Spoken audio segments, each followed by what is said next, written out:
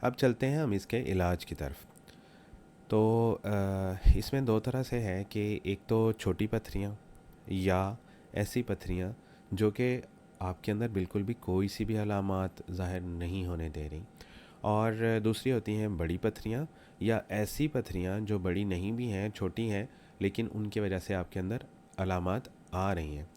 तो फ़िलहाल हम डिस्कस करेंगे छोटी पथरियाँ जो कि जिनकी या तो अलामात बिल्कुल नहीं है या बिल्कुल मामूली सी ना होने के बराबर है, आपकी मामूलात ज़िंदगी को तंग नहीं कर रही, और आपका उनके साथ भी अपने सारे काम काज आप कर सकते हैं और आपका गुजारा हो रहा है।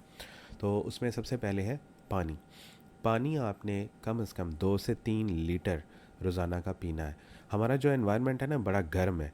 इसमें गर्मी की वजह से हमारे पसीने भी हमें ज़्यादा आते हैं, हमारे जिस्म में से फ्लूइड ज़्यादा निकलता है और हमें ज़्यादा पानी की ज़रूरत पेश आती है बनिस्बत के उन ठंडे इलाकों के जहाँ पे पानी की जो है हमें ख्वाहिश कम होती है, हमारे जिस्म में से पानी का अखराज कम होता है, इतनी ज़्यादा धूप नहीं होती, तो वहाँ पे थोड़ा पानी पीने से भी गुजारा हो जाता है। जैसे कि आपने देखा कि ज़्यादा सख्त सर्दियाँ होती हैं तो हमारे यहाँ भी लोग बहुत कम पानी पीना शुरू हो जाते हैं, और गर्मियों में फिर ज़ाहिर है जितना पानी जिस्म में से निकलता है उतना पानी हमें पूरा करना पड़ता है।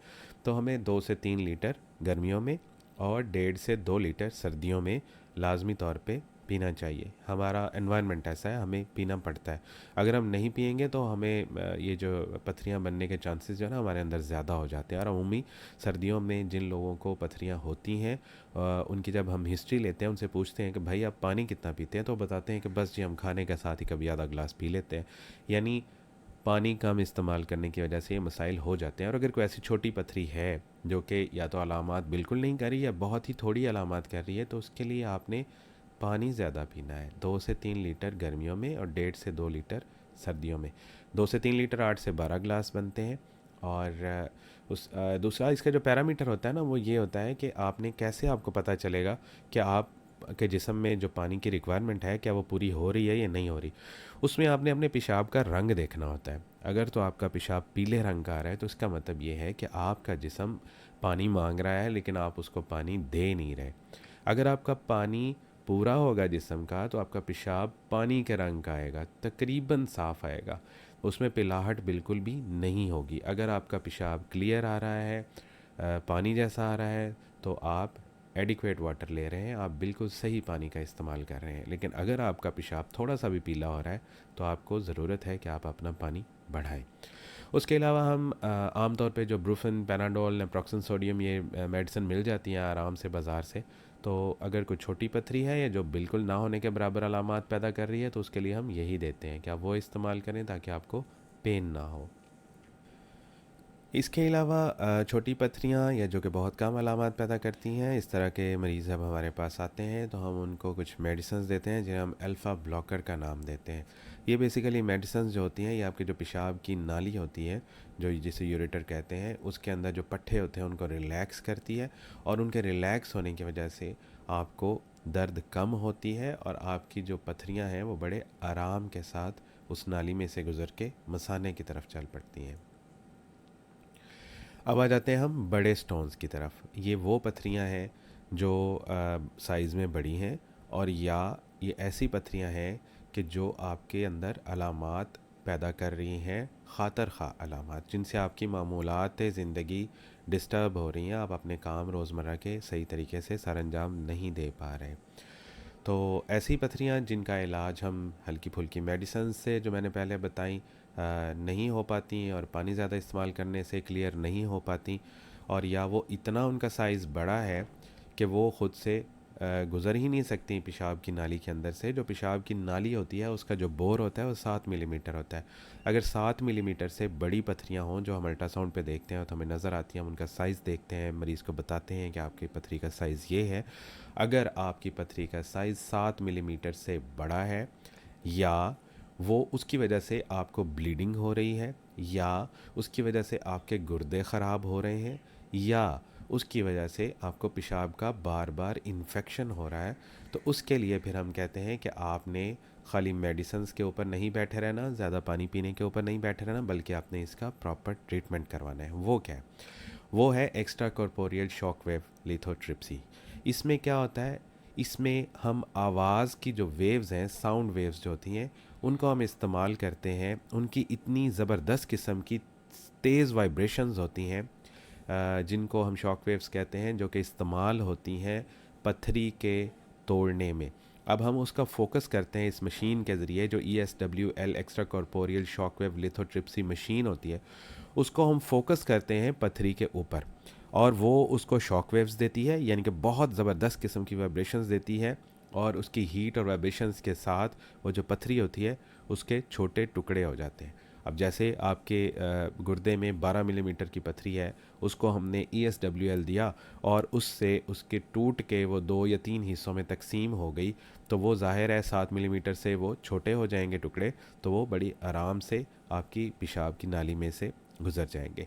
ये जो प्रोसीजर होता है ये 45 से 60 मिनट का होता है, और इसमें थोड़ा बहुत दर्द भी महसूस होती है। इसीलिए जब ये ESWL किया जाता है, यानी लिथोट्रिप्सी होती है, तो आपको थोड़ा बहुत एनेस्थीसिया दिया जाता है, यानी आपको थोड़ी बहुत बेहोशी दी जाती है, या फिर आपको थोड़ा सा सुला दिया जाता है किसी मेडिसिन के साथ, ताकि आपको ज़्यादा दर्द ना हो। इसके जो नुकसानात हैं, यानी नुकसानात तो नहीं इसे कहेंगे, इसमें हम ये कहेंगे कि इसके साइड इफ़ेक्ट्स क्या हैं। उससे आपके जो पेशाब की जो पेशाब है उसके अंदर आपके खून आना शुरू हो सकता है। तो क्योंकि ज़ाहिर है कि जहाँ पे लिथोट्रिप्सी ने उस पत्थरी को तोड़ना है, वहाँ पे उसके इर्द गिर्द जो टिशू होता है, जो नॉर्मल टिशू होता है आपके किडनी का या यूरेटर का, वो भी डैमेज होता है उस हीट की वजह से और उस वाइब्रेशन की वजह से। तो उसके अंदर छोटे मोटे ज़ख़म हो जाएं, तो उसकी वजह से आपके पेशाब में खून आना शुरू हो जाता है।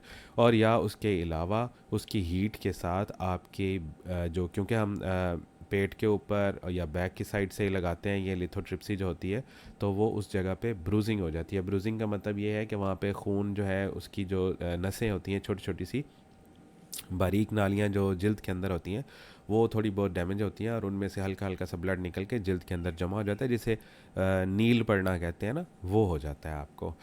तो उसके अलावा जो है हम अगर ESWL हम करते हैं यानी लिथोट्रिप्सी, और वो हमारी सक्सेसफुल नहीं होती, इसके सेशन होते हैं। एक ही दफ़ा में बाज़ लोगों की पथरी नहीं टूटती, उनको 2 दफ़ा 3 दफ़ा लिथोट्रिप्सी करवानी पड़ती है, लेकिन उसकी एक लिमिट होती है। वो जो आपका यूरोलॉजिस्ट होता है, गुर्दे का स्पेशलिस्ट, वो आपको बता देता है कि भाई इतनी दफ़ा हम आपको लिथोट्रिप्सी के लिए लेके जा सकते हैं। उससे ज़्यादा अगर आपकी उतनी देर में नहीं टूटती और वो पथरी बहुत ही ज़्यादा कोई सख्त और ढीठ किस्म के मटेरियल की बनी है, तो फिर उसके लिए सर्जरी होती है, उसको कहते हैं परक्यूटेनियस नेफ्रोलिथोटमी।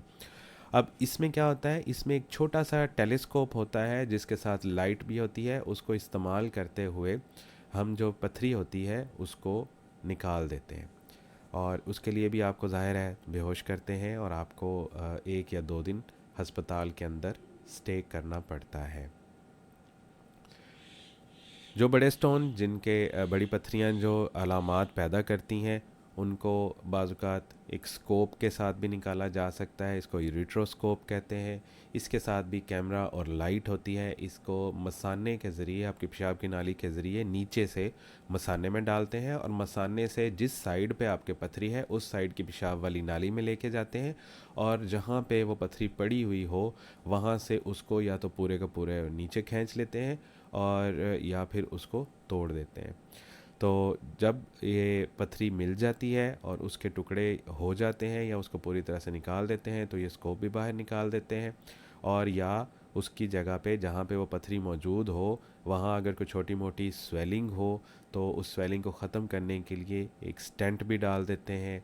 ये एक छोटी सी ट्यूब होती है जो कि आपके उन हिस्सों को जिनकी स्वेलिंग हुई है, जो डैमेज हुए हैं, उनको दोबारा से वापस अपनी कंडीशन में लाने में मदद करती है। इसके अलावा पैराथायरॉयड ग्लैंड की जो सर्जरी होती है वो भी इसका इलाज है, लेकिन वो उन लोगों के लिए है जिनका जो पैराथायरॉयड ग्लैंड है वो ओवर एक्टिव है, ज़्यादा काम कर रहा है। पैराथायरॉयड ग्लैंड जो है ये आपका जो थायरॉयड ग्लैंड गले के अंदर जो आपके गदूद होता है उसके ऊपर छोटे छोटे से 4, ये आप देख रहे होंगे येलो कलर के, एक पेंसिल के साथ पिन पॉइंट किया हुआ है कि ये वाले येलो कलर के जो हैं ये पैराथायरॉयड ग्लैंड है, और जो रेड कलर का आपको नज़र आ रहा है ये थायरॉयड ग्लैंड है। थायरॉयड ग्लैंड के ऊपर ये पैराथायरॉयड ग्लैंड होते हैं, और ये आपके एडम्स एप्पल जो आपको गर्दन के ऊपर उभार सा नज़र महसूस होता है, उसके बिल्कुल नीचे होते हैं। तो ये अगर ज़्यादा काम करना शुरू हो जाए तो भी आपका कैल्शियम लेवल जो है वो बहुत ज़्यादा हो जाता है, और कैल्शियम लेवल अगर ज़्यादा हो जाए तो जैसे मैंने पहले बताया, पथरियाँ बनने के चांसेस बहुत ज़्यादा हो जाते हैं।